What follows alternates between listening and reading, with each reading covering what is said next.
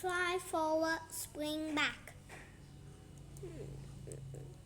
Focus question. What does Nola learn about daylight saving time? It was the first Friday in November. Daylight saving time ended at weekend. Remember to adjust your clocks an hour on Saturday night, said Nola's teacher. Spring forward, fly back. Why save daylight? Many countries use a daylight saving program during their warmer months when the days are longer. Why bother? To save energy by moving the clock an hour ahead an hour during these months. Sunlight lasts longer in the evening. Nola didn't pay much attention. At 8 years old, she had been late so many times.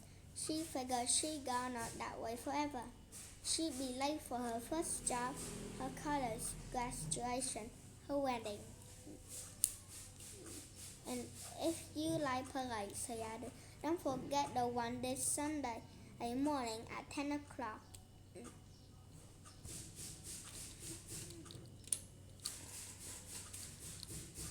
Nola had never been to the fire parade, and that night at dinner she asked her mom if they could go. I won't be here on Sunday, Mom reminded her. I bet Pablo could take you. Pablo was Nola's big sister, 16, and always sleepy. He would be in charge while their mom was away. I don't really get it, Nola confessed.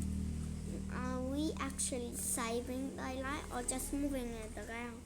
Nola's mom smiled. Moving it around, she said. In November, we set our clocks back an hour so the sun rises earlier in the morning or seems to and sets earlier in the evening. In March, we just do the opposite and the sun sets later. Wild stuff, Pablo yawned. Saturday morning, their mom kissed them both goodbye and drove to the airport. That night, as Nola got in bed, she thought back to her teacher's instructions. Spring forward, fly back. Or was it fly forward, spring back? Fly forward sounded better, so she set the clock forward an hour. Just like that, it was past her bedtime. She was late again. Time, Nola sighed, is not my friend. Nola overslept the next morning. When she woke up, the clock said 10:15. She ran and rustled her brother out of bed. When they reached the parade road, though, there was no parade. It seemed they missed the whole thing. They turned and headed home. On their way back, they spotted their neighbor, Frank. He was climbing around next to an 8-foot bright orange pumpkin. They walked over for a closer look.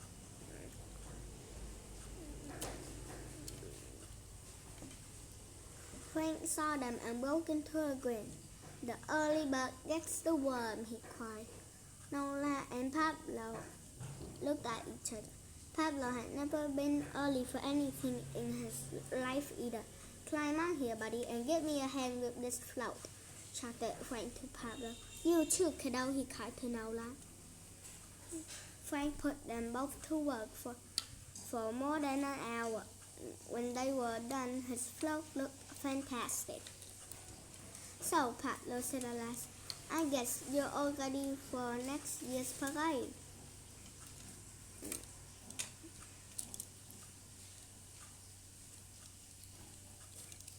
Next year, Frank cried. Try this year.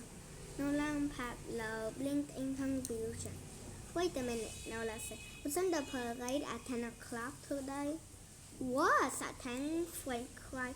We'll be at 10. It's more like it. He thrust his wristwatch toward them. It was 9:13. Nola laughed with joy. I fell forward, she said. I needed to fight back. She had sprung forward an hour when everybody else had fallen back an hour. That night, she and Pablo went out 2 hours ahead of everyone else.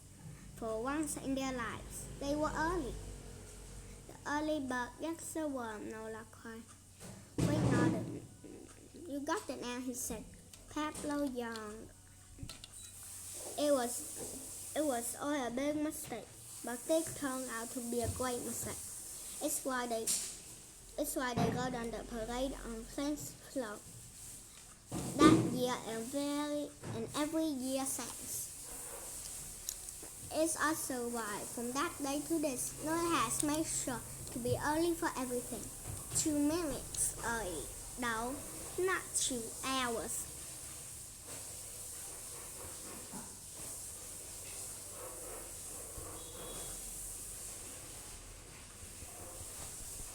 Good job!